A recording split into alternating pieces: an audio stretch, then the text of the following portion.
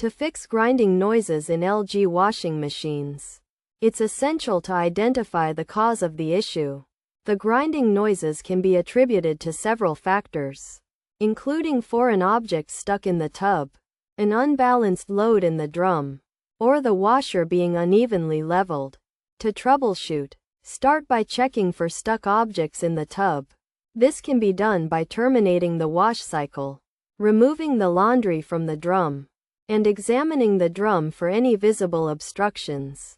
If an object is found, remove it. However, if the object is not easily accessible, it may be necessary to remove the appliance panels, a task that requires a qualified technician.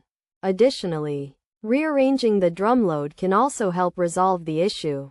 Stop the wash cycle. Check if the load is evenly distributed, and rearrange it if necessary.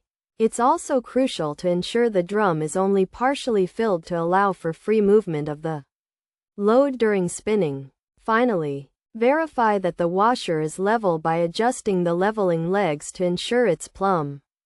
By following these simple troubleshooting steps, you can easily fix grinding noises in your LG washing machine.